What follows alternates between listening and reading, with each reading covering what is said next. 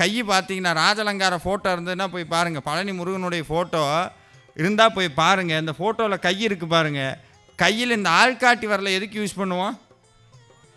எதையாவது ஒன்று சுட்டி காட்டுறக்கா. இங்கே எப்படி போகணும்னா என்ன சொல்லுவோம்? உடனே 4 கை மடங்கியிருந்து ஒரு கை மட்டும், ஒரு விரல் மட்டும் அப்படி சுட்டி காட்டு. அதனாலே சுட்டு விரல்னு சொன்னாங்க. அது அழகு என்னென்னா, முருகப்பெருமானுடைய ஞான தண்டாயுதபாணியினுடைய திருமேனியில் சாமியோட இந்த ஒரு விரல் மட்டும் நேராக ஒரு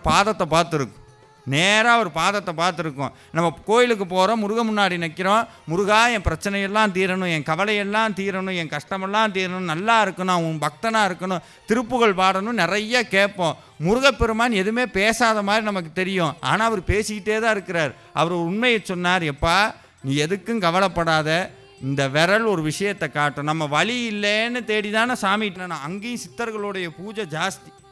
நம்மளுடைய கிருபானந்த வாரியார் வள்ளிமலைக்கு திருப்பணி பண்ணணும்னு சொல்லும்போது ஒரு சின்ன குகமாறு இருக்குது. அதை திருப்பணி பண்ணுறதுக்காக உடைக்கிறாங்க. உடைச்ச அடுத்த நிமிஷம் உள்ளேருந்து சாம்பிராணி புகை வாசம் அப்படி வருது. அதை உடைச்சவன் மயக்கம் போட்டு விழுகிறான். வாரியார் சாமி எட்டி பார்த்தார். உள்ளே பார்த்தா ஒரு சித்தர் உட்கார்ந்துருக்கிறார், உயிரோடு உள்ளே உட்கார்ந்துருக்கிறார். அடுத்த நிமிஷமே சொன்னார், இங்கே திருப்பணியே இந்த இடத்துல எல்லாம் பண்ண வேண்டாம், இன்றைக்கி அந்த குகை அப்படியே இருக்குது, போனால் பார்க்கலாம் நேரில்.